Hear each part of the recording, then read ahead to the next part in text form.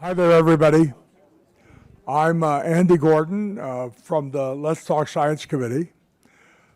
One advantage of the cooperation we've been able to enter into with the Environment Committee is timely talks about lots of topics. I think who knew that when we heard thermodynamics discussed so adroitly the other night that it was relevant to decisions being made right now at Horizon House.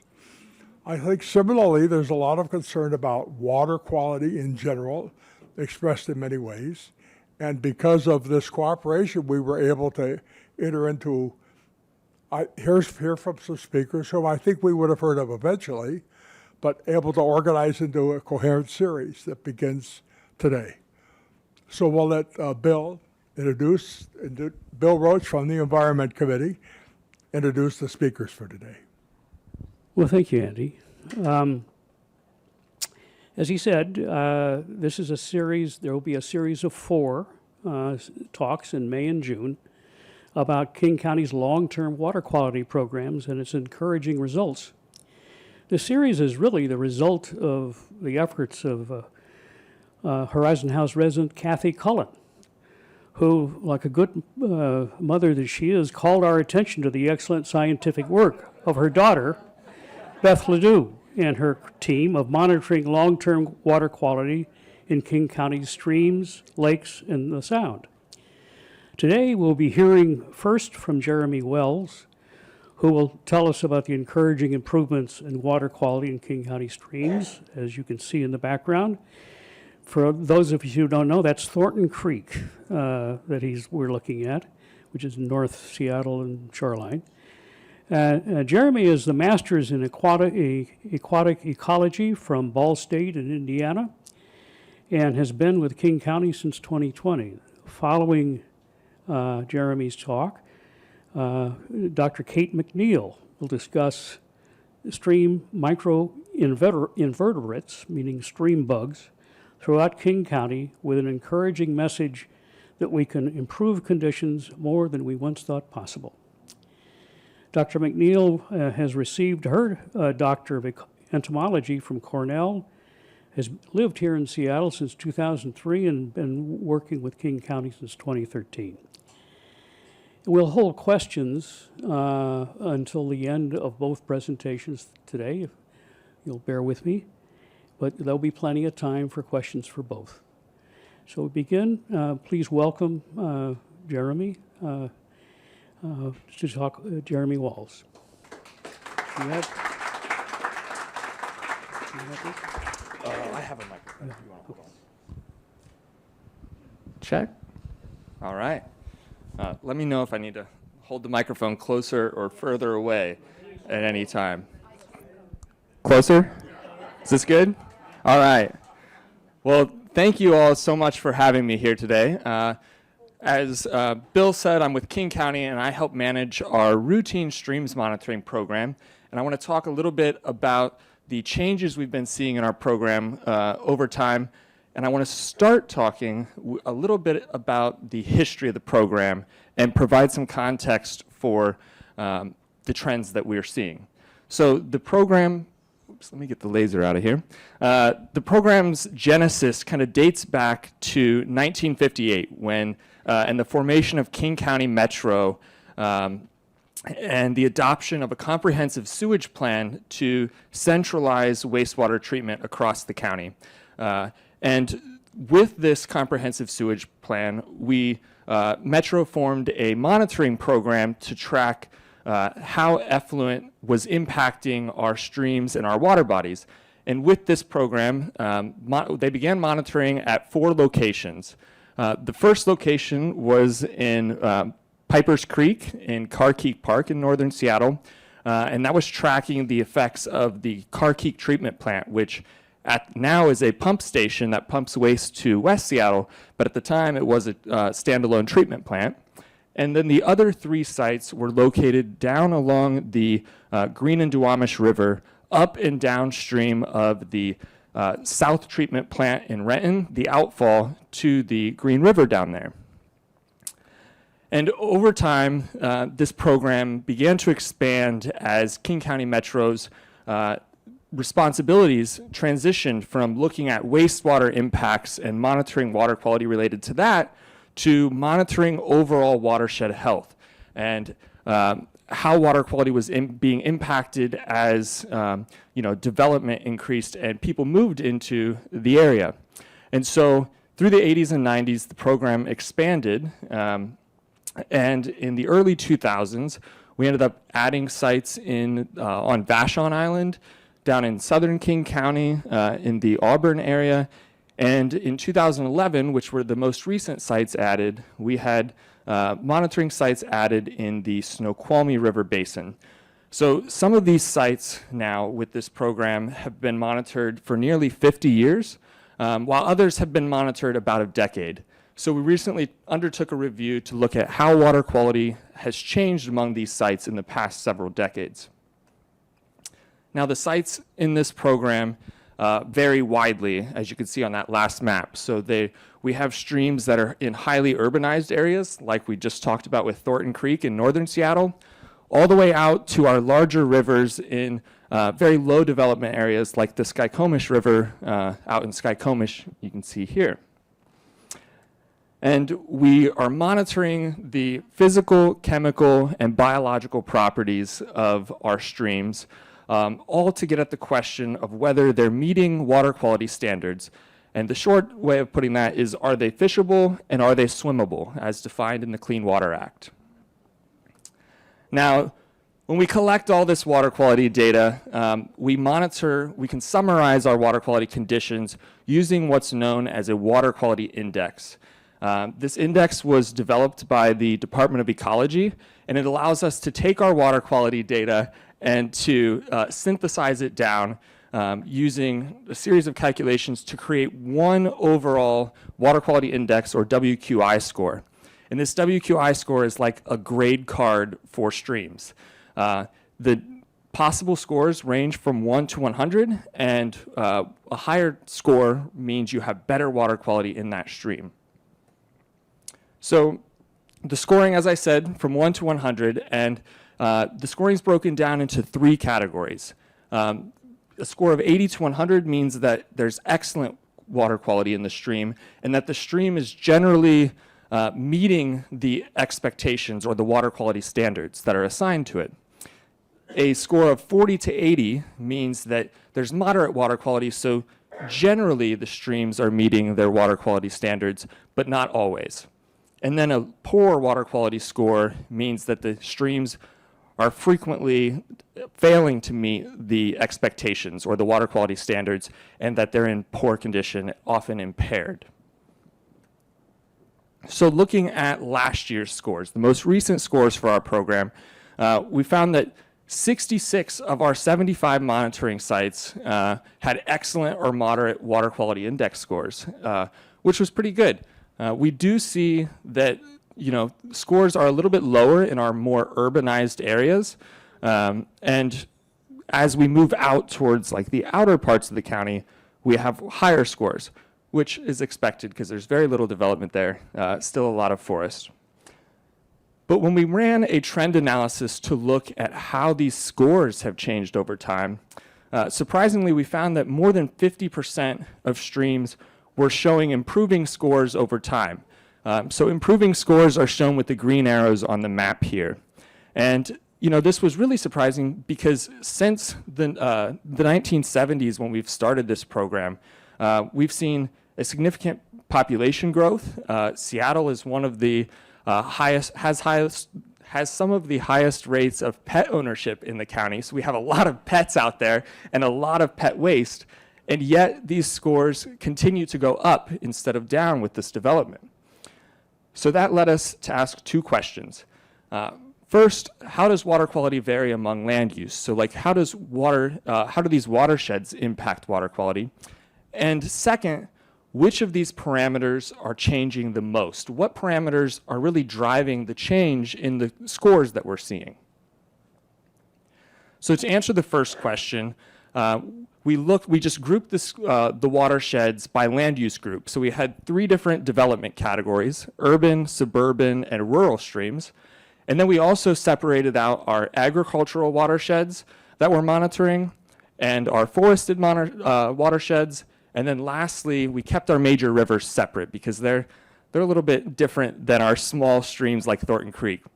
And we took the most recent 5 years of conditions from each of these streams, and we just compared them among these different land use groups.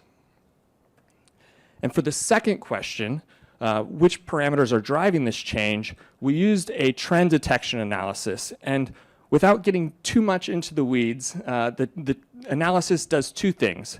First, it tells us, is there a statistical likelihood of a trend existing? So is water quality going up or is water quality going down? And with statistics, if we have enough data, we can always find a trend, even if it's the tiniest trend out there.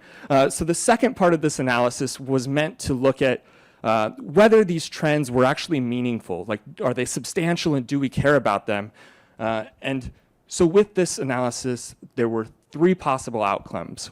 1, that a trend was likely and that there was a meaningful increase or decrease in water quality. 2, that the trend was likely, but there wasn't really much meaningful change. It's very slight. Or 3, that there was no trend at all. So now I want to talk about a few of the parameters that we found that were driving these changes in these water quality index scores. First, I'm going to talk about fecal bacteria.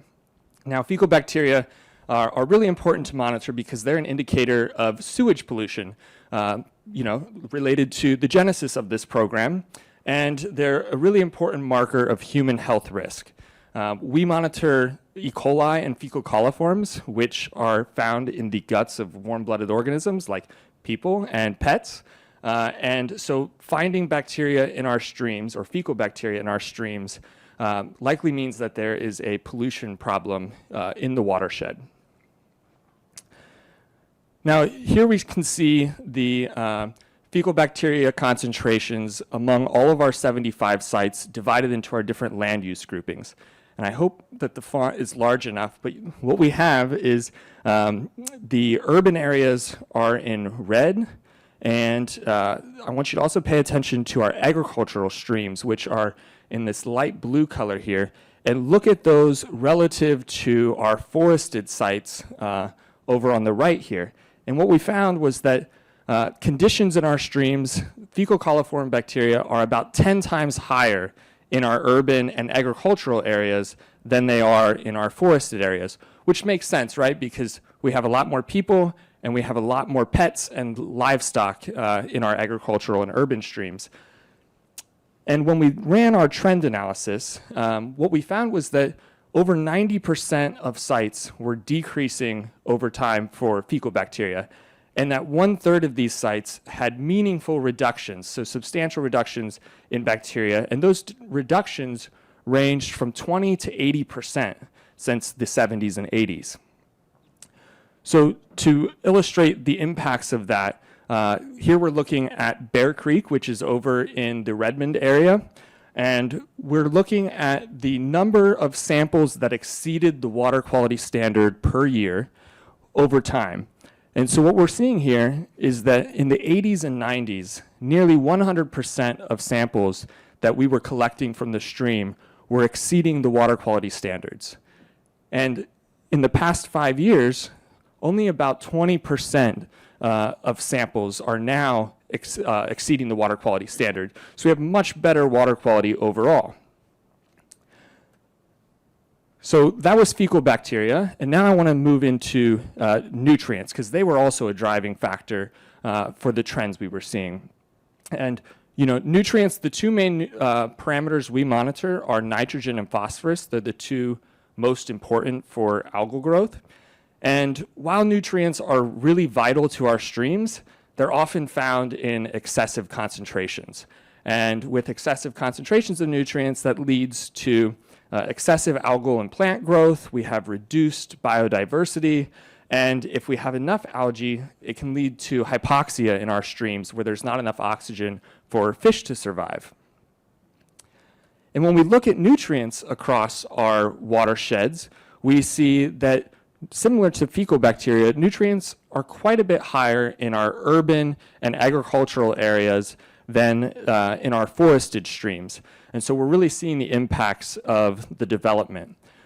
And total nitrogen we found was about 3 times higher than our forested streams, and total phosphorus was about 4 times higher relative to our forested watersheds. And similar to that, we found that phosphorus concentrations in our streams are really pretty correlated to the amount of impervious cover, which is another way of saying like asphalt and concrete. And so with more development, we're seeing higher concentrations of phosphorus in our areas.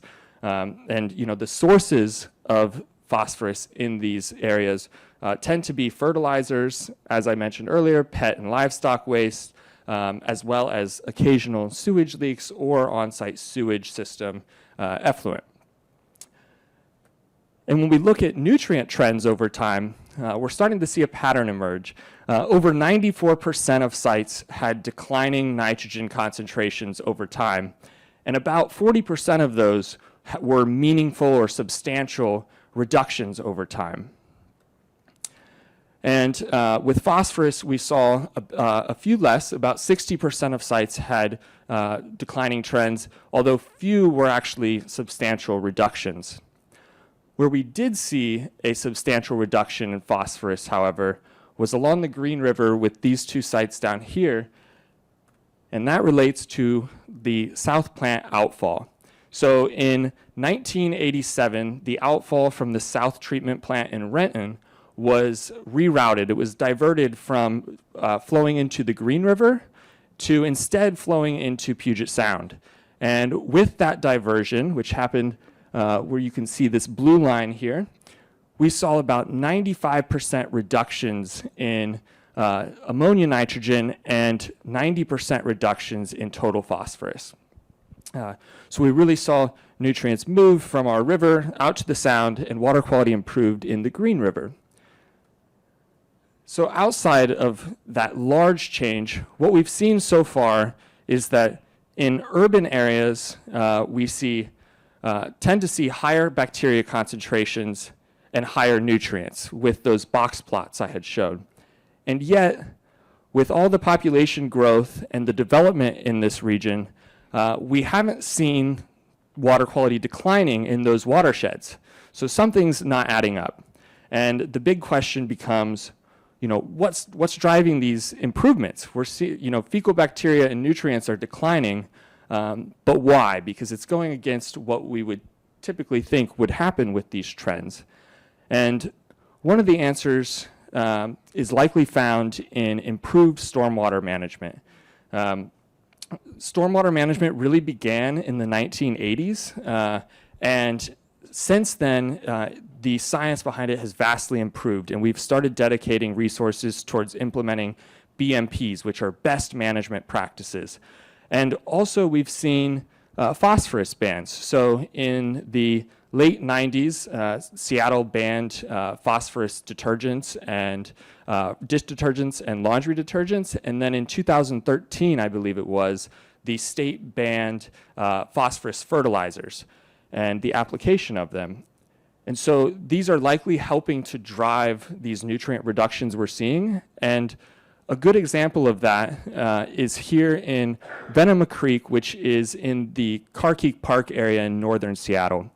And in Venema Creek, it's a very urbanized stream, and it has had high phosphorus concentrations between 1990 and 2000. We've seen pretty significant increases in phosphorus, and Seattle Public Utilities has been dedicating a lot of resources to bringing these nutrient concentrations down. So in 2002, and then additionally in 2015, they've been developing bioswales, which is a form of green stormwater infrastructure that helps capture stormwater off of these houses and streets and to hold it and slow it from entering our stream. And as the water as the stormwater settles into these basins, it soaks into the soil, and the soil absorbs the phosphorus concentrations so that when the stormwater reaches the stream, we have fewer nutrients in it. And what we've seen is that in our long-term monitoring program is that since about 2010-ish, we've seen significant reductions in the overall nutrients entering that basin. Now, there are several other factors at play with these improvements, and they're probably all interacting together. So the other thing we've seen since the very start of this program was that the sewer system has been expanding. So it used to focus really along the western Seattle I-5 corridor area and has since expanded over to Redmond and down south as well. And with this expansion, we're seeing fewer houses on septic systems. And so when we convert from a septic system to sewer, these nutrients that are typically going into a drainage area in the backyard are being diverted instead to the sewer pipes and to Puget Sound. And then the other big factor that we expect to be driving these changes is a reduction in agriculture and livestock. So as we've grown, we've really pushed out a lot of the farms and especially the livestock farms that used to be in this region. And with that, a lot of the nutrients and bacteria that would be associated with agriculture, those trends have been declining as a result. How are we doing on time? Unfortunately, not all conditions are improving. It's not all a feel-good story. Temperature is an extremely important parameter to monitor because I'm sure everybody out here knows how important temperature is to salmon and other fish in our streams. And when we have high temperatures, we see higher rates of stress and increasing susceptibility to disease in salmon. And when we look at temperature across our watershed groups, we see that really the more development we have, as we move from these forested regions out to our most urban watersheds, we see significant increases in temperature. And here's another way of looking at that with the amount of pavement we have in our watersheds. We have a strong correlation between the stream temperatures and the amount of development we're seeing. And with that, we have expected increases in temperature over time. So almost 90% of sites have had increasing stream temperatures, about a fourth of which have been meaningful increases. These increases range from about a quarter of a degree to a half degree centigrade, which doesn't sound like much, but I'll show you why it's a lot in a second. But these ranges of increases that we're seeing are really aligning with the increases that we're seeing in Lake Washington and Lake Union, which I'm sure you'll hear about in a future talk, and as well as streams and rivers nationally. So a study done by the USGS found very similar rates of warming, and those were attributed to climate change for the most part. We might also be seeing some increases in stream temperature due to loss of riparian cover, so stream side vegetation as we've increased development, but we haven't been able to link that definitively.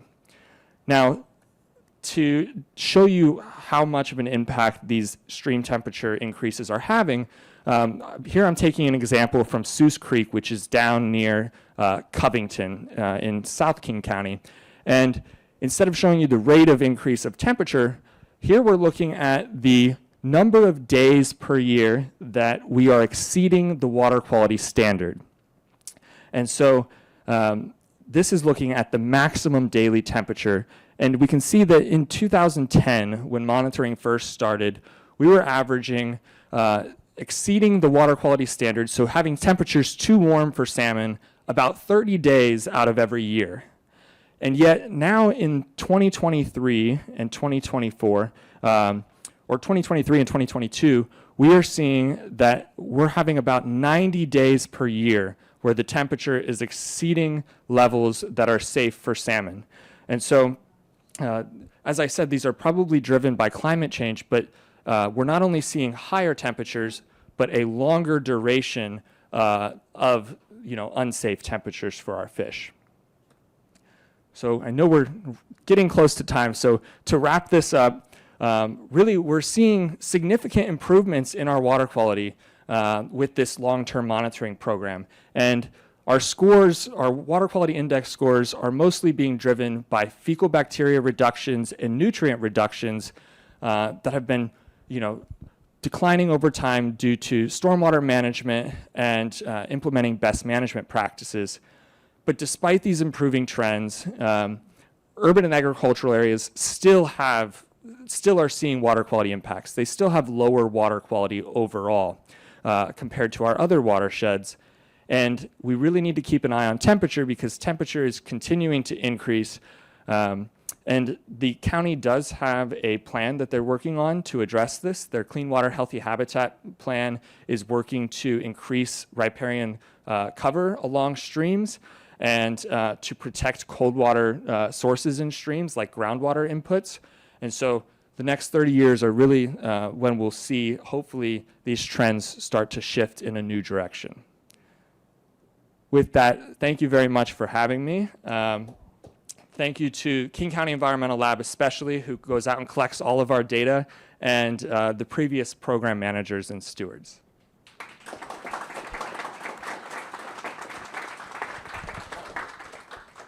And now Kate is going to come talk about how the stream bugs are changing over time.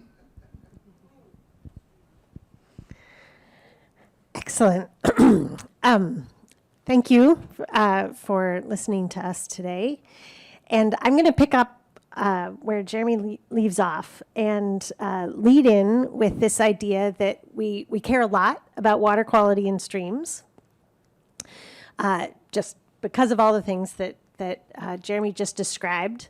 But we also care a lot about streams because they can support incredible biological diversity. And I'll be telling you a bit about that today. So biological diversity, we care about that for a lot of reasons. Just inherently, we think more a system that, like a stream, that supports a greater diversity of bugs, provides more habitat, has more of those niches for bugs to fill.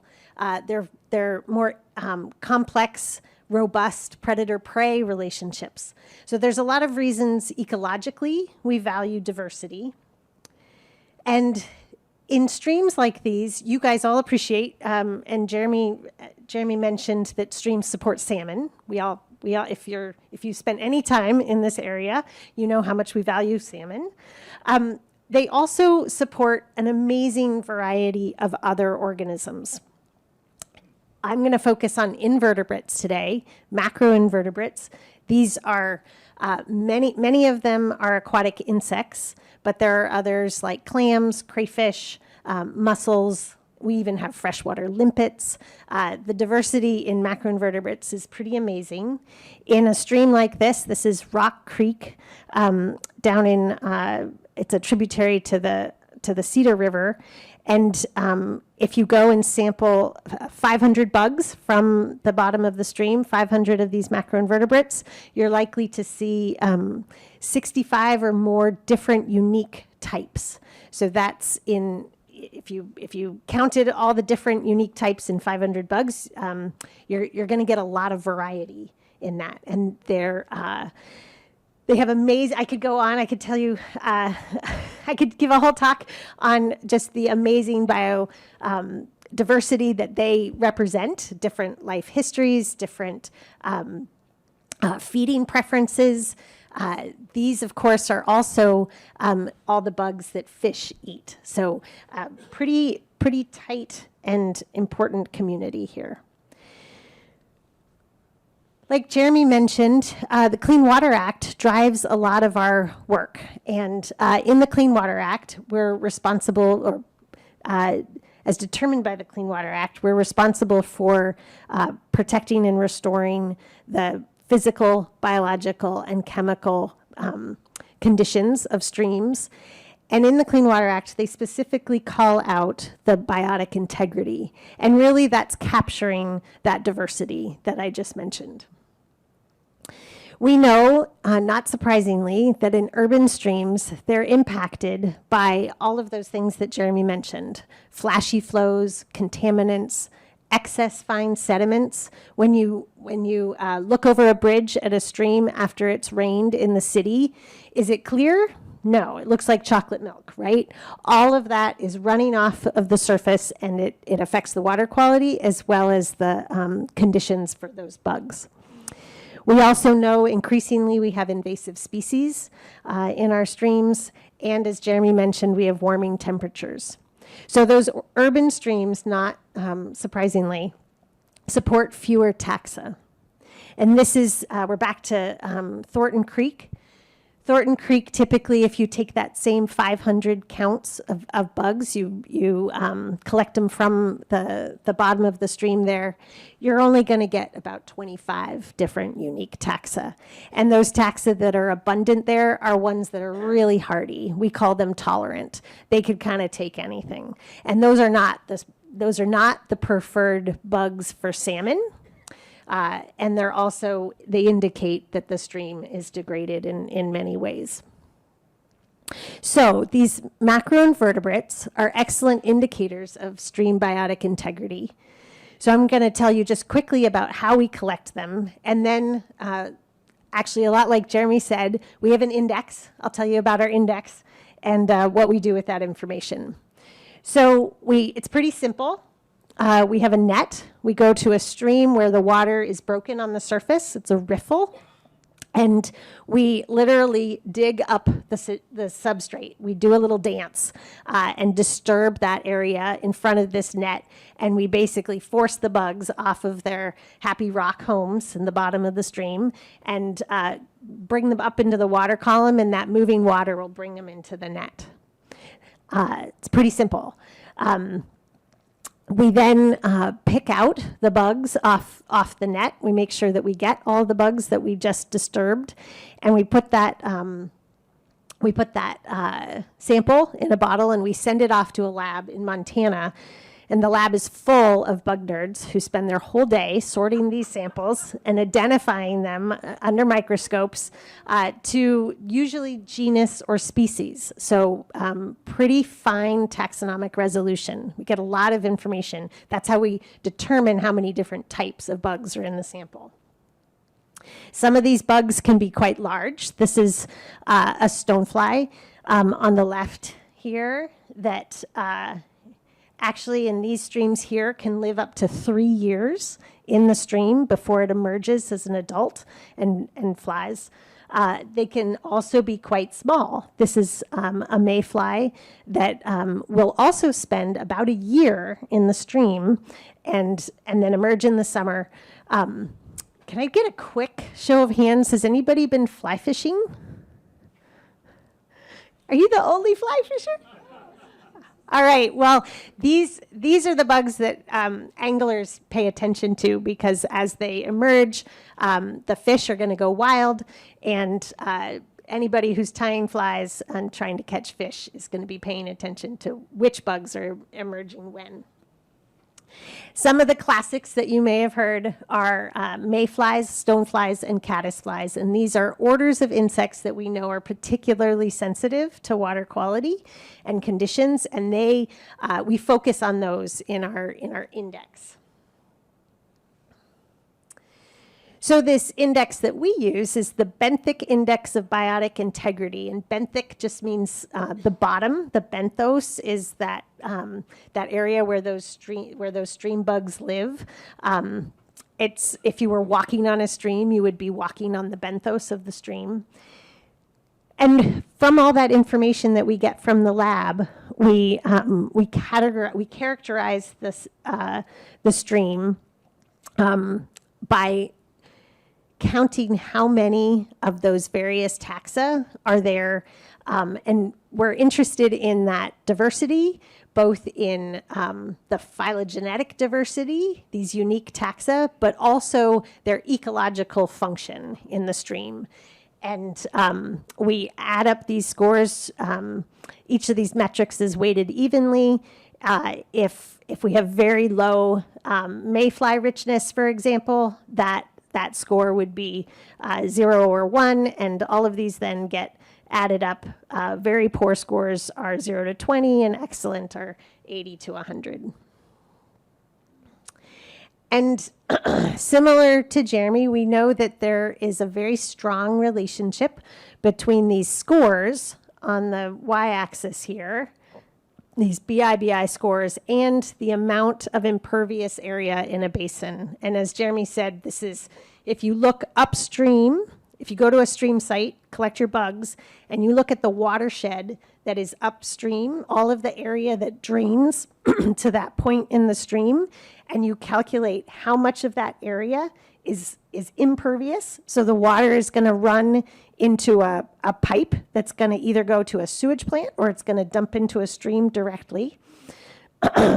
If you look at that amount of area that's impervious to infiltration, you see a strong relationship. And this is the same measure that Jeremy was talking about. Surprisingly, we found that like water quality, like many of the water quality parameters, we were seeing improvements in our bug scores.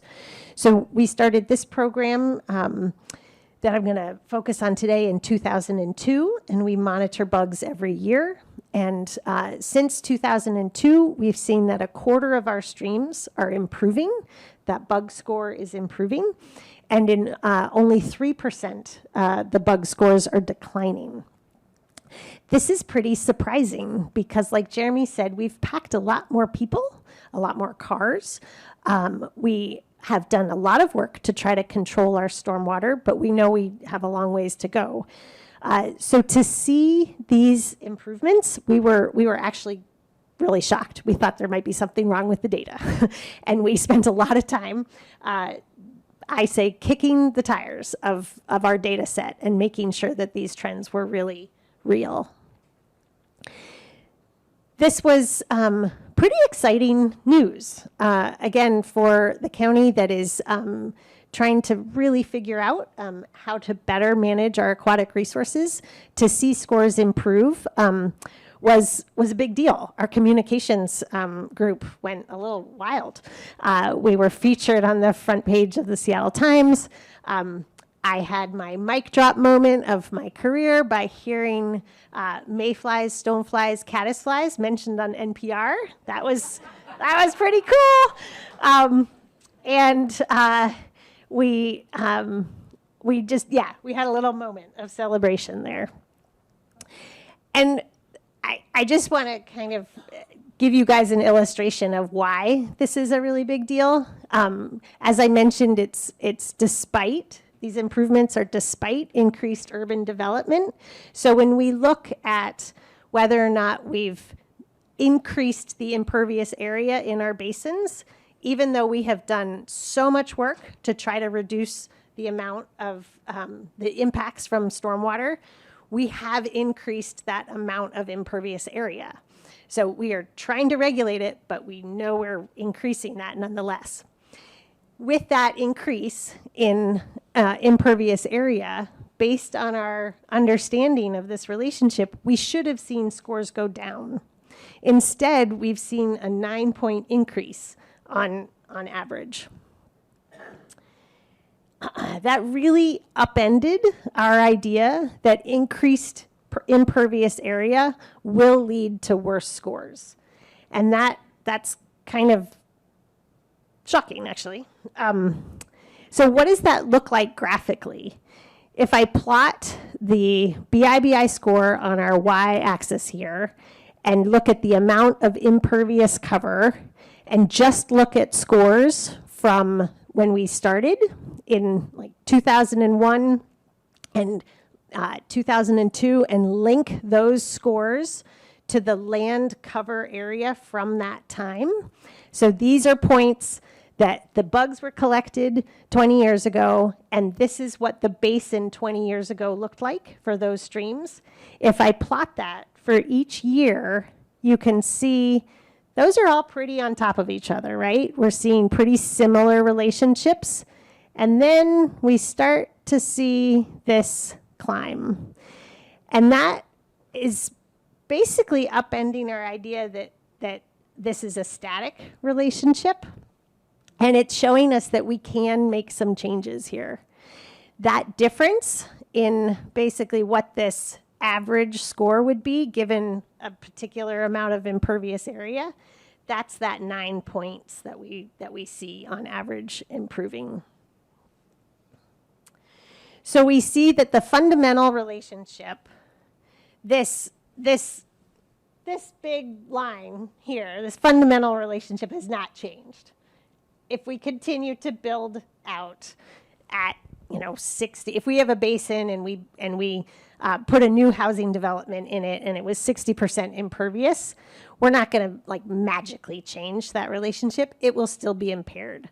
But something about what we're doing is different than what we did, than what we've seen in the past. And so that shift increases our expectations. We think if we're going to restore a stream, maybe we could get that score a little higher than we'd thought previously. And I would say it increases our hope that this is really possible. So the big question that we get is, why are we seeing these trends? And it's actually a little hard to tease that apart. As Jeremy mentioned, there are a lot of things that we've done in the landscape that have changed and that are likely benefiting streams in many ways. One of the things that we think is particularly relevant for the macroinvertebrates is that we think we're seeing less fine sediment in the streams.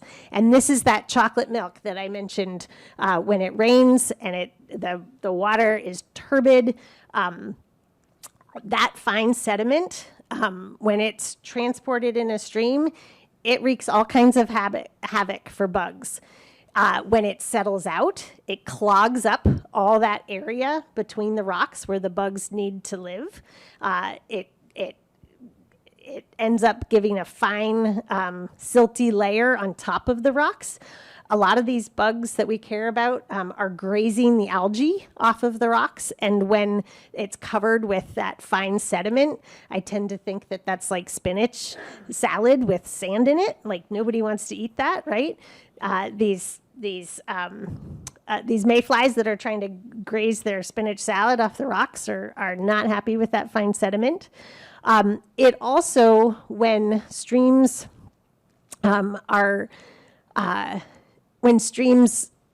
get blasted with these urban stormwater flows, they tend to carry more power and move the rocks on the bottom of the stream more than they would if we didn't have that water coming at them so fast. So we've got some potential explanations there. We also have some obvious our data are consistent with what Jeremy presented. Improvements in water quality probably are having an effect.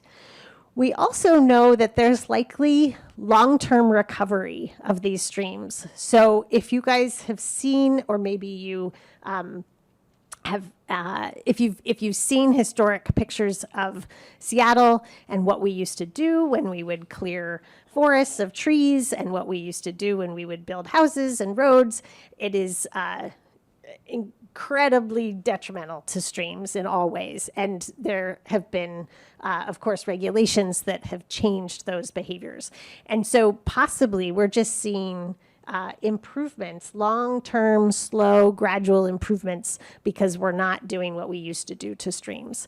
We're not perfect, but we're not as bad as we had been.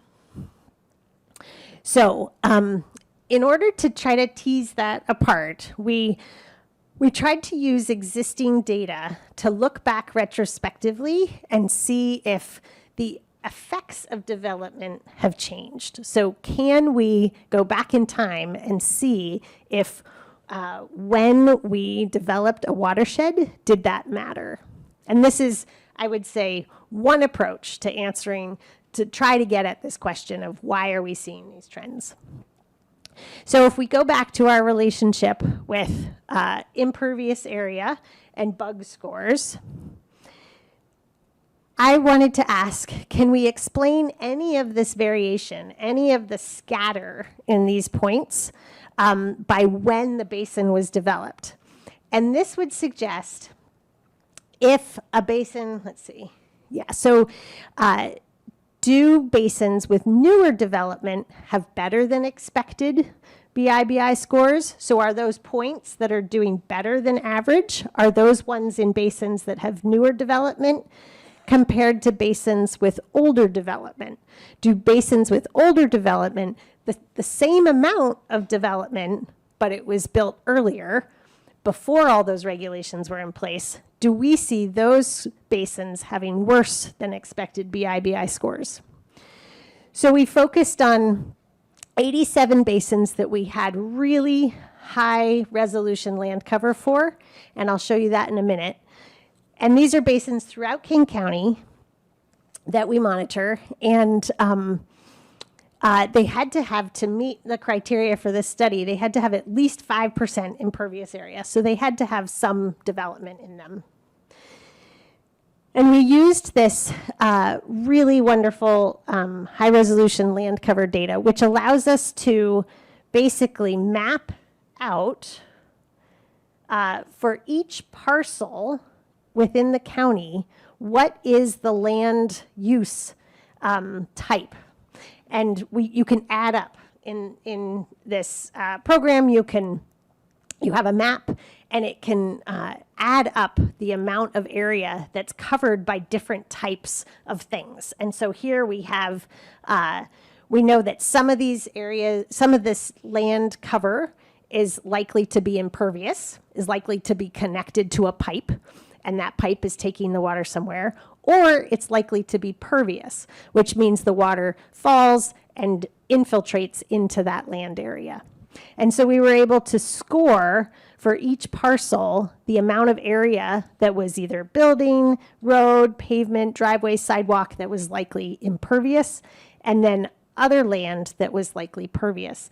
And that looks a bit like this. So for this parcel, we have all this land in green, where if rain falls on the green part, it's going to drain into the land, and if it falls on a gray part, it's likely going to be impervious and be rooted to some pipe. So for each parcel, we were able to estimate this, and then using the assessor's database that has all the information about when different property buildings were built, we were able to get an estimate of when that impervious area was in place. And for each BIBI basin, we were able to look at a variety of metrics, but today I'll just focus on by what year was 75% of the impervious area in a basin there. So regardless of how much was built in the basin, when was 3/4 of it in place and possibly having an effect? And the reason that was interesting is because these older buildings hit that, these basins that hit that threshold a long time ago likely didn't have any stormwater controls in place. So these basins where if you look at all the development and they hit that threshold a long time ago, these older developed basins, they weren't subject to a lot of the regulations. Whereas when you go to these basins that hit that milestone more recently, a larger portion of their development was likely influenced by these regulations. And so this was a convenient way to break this out. And what you see here is that it does matter. So in purple here, these are basins across the whole spectrum, right? We have some basins that were developed and don't have a lot of impervious surface in their whole basin. They're not very well built out, but they were built a long time ago. Those are in purple. The basins that were built that hit this threshold more recently are here in the blue, green, and red here. And you can see this is a really different line. This is statistically significantly different. It's lower. And so if you had a basin, if you looked across, if you compared basins, say basins that had 30% impervious area, the ones that were developed a long time ago before these regulations would have a much lower score than a similar basin, but just developed more recently. So this suggests that these basins with newer development do have better than expected BIBI scores, and basins with older development have worse than expected BIBI scores. So just a few take-home messages from the bug work. Macroinvertebrates indicate streams are improving despite increased urban development. Recent development has had less of an impact on streams than expected. I don't want to, just like Jeremy, I don't want to leave you with this idea that all is rosy. If you noticed from those plots, we still have a lot of streams in King County that have impaired bug communities. The streams are not supporting the biotic integrity and the biological diversity that we expect them to. And so we still have a lot of work to do. I would say that our work has illustrated that we can effectively track how well we're doing in improving those streams. And we will increasingly use metrics like this and the Water Quality Index to evaluate how well we're doing. And that's about it. I did want to just thank King County is not the only group that monitors bugs. This is a big thing. Every city has a bug monitoring program. The state monitors bugs as well. And collectively, all of these efforts have really contributed to our understanding of how to use and interpret these data. And then funding for this type of work comes from you all, taxpayers of King County, as well as the state, and we've gotten grants for some of this work from the Environmental Protection Agency. And I will send Bill a link to this video. I don't want to hold you guys any longer, but we do have a really nice 8-minute video that was produced by our communications department that has some beautiful photography, some drone imagery, and it talks about the program and some of the projects that we've been working on. So I will send that to Bill.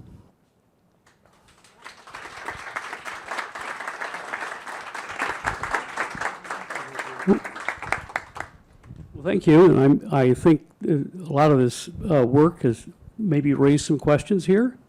And if there are some questions, we'd love to have both Kate and Jeremy respond to them. And I see one right here. I assume somebody deals with the quality of water of Puget Sound. And when do we start to worry about what you are diverting into Puget Sound that creates a water quality problem there? We will have a presentation on Puget Sound to respond to some of that. It's coming. Okay. But you might want to say more. Yeah.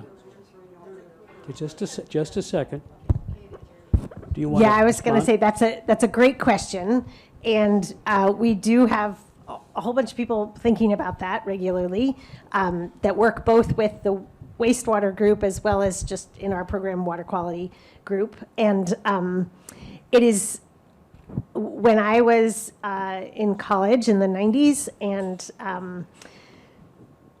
getting an environmental science degree, we poo-pooed the idea that we can just fix things with, the solution to pollution is dilution. That even in the 90s, we knew that was a really dumb idea, right? But that is essentially a strategy. The Puget Sound is large and can handle a lot of nutrients and other things that we're adding, much more than our streams can. It's in part a concentration issue. But we will have Taylor Martin talking about that and giving you some more data behind my my loose explanation for that. Okay, there's a question over here. Hello, I'm curious. in the freshwater streams in King County, has King County or Department of Ecology or the federal government identified specific streams to be protected for salmon? Do you want to take that? So we do have a map of, and data that's tracking what salmon are using which of our streams. And they are focusing efforts on those streams, like the tributaries of Lake Washington, for example, are very known, important spawning beds for salmon.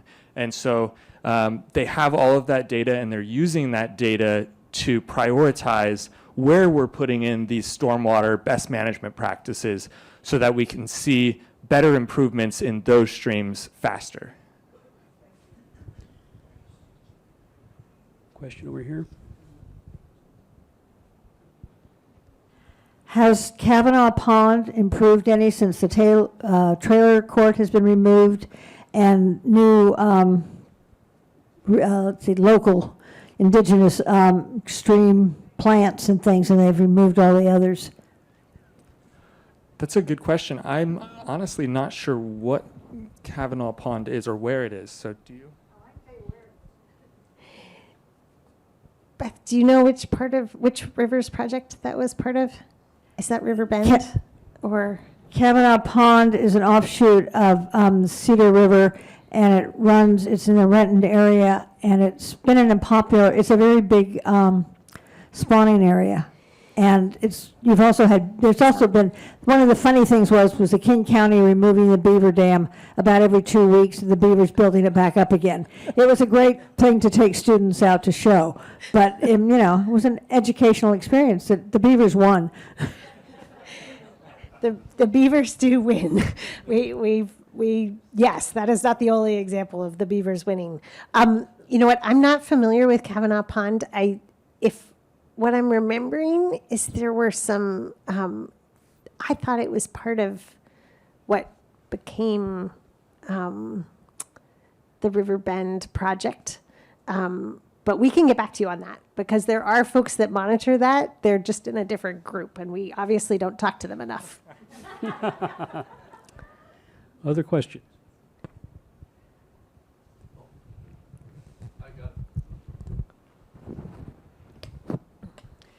If we changed to not impervious, but pervious sidewalks and streets, how much difference would that make? Would make sidewalks impervious or pervious? Start. So I think there have been many studies that have shown that switching to these pervious surfaces help reduce mainly the flashiness of the streams. So when it's hitting these impervious surfaces, all the water gets rushed into these pipes and straight into the streams. And with these pervious pavements, it's not so much about reducing like nutrient concentrations that would be washing off, but they do that indirectly through absorbing the water, slowing its flow to the stream, and hopefully allowing the water to percolate through the soil. And the soil is really what's doing the filtration. And so we would expect to see pretty significant improvements in water quality, but I think that would vary greatly depending on the basin, how much impervious surface it has, and how quickly that water is still reaching the stream. So I think the short answer is it depends. It would require a lot of data collection. Other questions? I was just going to follow up on that, Bill. Sorry. That's okay. So I think if we were to redesign our cities entirely, we could probably make a relatively important impact by switching all of our roads or sidewalks to impervious. The amount of built area that we have now and the amount of work it would take and the expense that it would take to replace all of that with pervious pavement, pervious options is just totally cost prohibitive. So it's That's more of a discussion that's happening with new development. So how do we minimize the amount of impervious area and replace it with some of these alternatives? But realistically, when you model out kind of what are options in the watersheds now that are already built, switching to that kind of those kinds of options doesn't give the same bang for the buck that, say, diverting water to a rain garden or doing those bioswales. That's just going to be able to treat a much larger area. But it's not to say developers aren't considering it when they're doing retrofits. It just doesn't give them quite for the expense, it doesn't give them the effect they need.